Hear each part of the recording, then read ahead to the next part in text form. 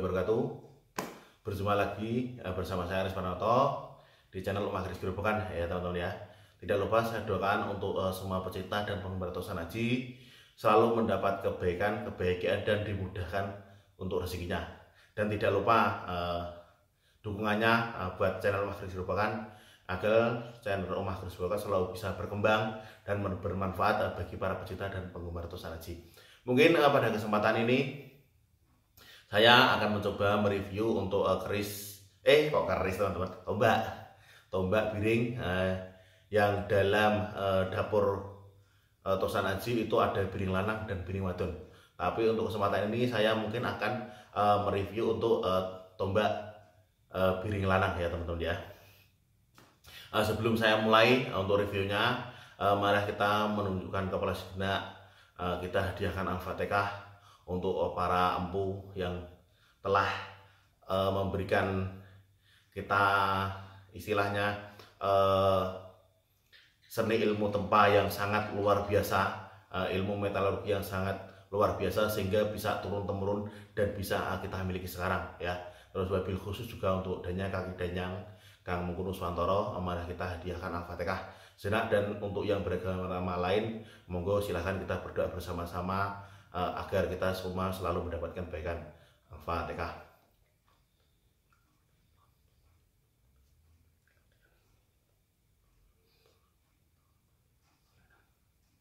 Dan juga tidak lupa saya sampaikan salam hormat saya buat para senior Tosan Haji dan senior pecinta budaya. Saya di sini berbicara bukan sebagai ahlinya Tosan Haji, bukan sebagai ahlinya pecinta budaya, tapi saya di sini juga cuma sebagai pecinta budaya saja yang menguri-uri budaya agar budaya Tosan Haji bisa dinikmati turun-temurun sampai anak cucu kita nanti ya teman-teman ya.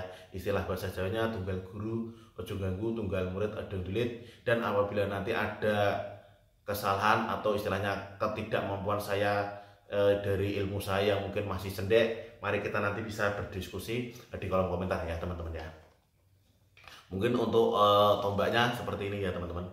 Tombak piring, dan mungkin di sini juga sudah familiar sekali teman-teman. Kalau di sini namanya metok ya teman-teman. Dan ini pamornya juga istilahnya sangat keren sekali ya teman-teman. Sangat keren sekali. Tombak piring ini disebut tombak piring ya teman-teman. Tombak piring itu dari kata-kata kebiriing atau memutus atau mengebiri atau memotong sesuatu dari hal yang hidup ya teman-teman ya. Jadi di sini secara filosofi sang empu membuat tombak ini adalah bertujuan untuk mengebiri atau memutus atau memotong hawa nafsu manusia agar bisa mencapai tujuan atau cita-citanya ya teman-teman ya. Tapi secara filosofi dapur penemunya para Tosan Haji atau pecinta budaya, bahwa tombak piring itu dulu digunakan untuk berperang, terutama para panglima dan senopati perang itu menggunakan tombak piring ini sebagai piandel, karena apa? Mungkin mempunyai tujuan agar untuk memotong atau mengeburi nyali musuhnya ketika bertemu sama senopati atau panglima tersebut, mempunyai rasa takut karena apa? Sesuai dengan istilahnya apa ya, stimulus energi dari tombak ini sehingga para lawan nyalinya menjadi jauh dan ragu-ragu sehingga akhirnya menerima kekalahan. Karena apa? Mungkin dari saking yakinnya sama istilah saking percayanya kan istilahnya mentransfer energi dari benda ke manusia ya teman-teman ya. Terus mungkin di sini yang paling unik itu di sini tombaknya itu Lok Sunandi teman-teman. Lok Sunandi ya. Di sini ada kelihatan berlok. Ini juga berlok. Tapi kalau di sini di istilahnya tidak pada sisi tajamnya, ini tidak kelihatan berlok. Tapi kalau dilihat dari sisi tajamnya terdapat lok. Ini dinamakan Lok Sunandi. Dan Lok Sunandi tersebut mempunyai fungsi atau istilahnya pembeda antara orang biasa dan yang memegang Lok Sunandi. Dulu itu digunakan untuk para telik sandi teman-teman, telik sandi atau istilahnya orang-orang pejabat kerajaan yang dipercaya untuk menyelidiki masalah atau ini loknya ya teman-teman. Lok Sinandi ketika dimiringkan ke sisi tajamnya.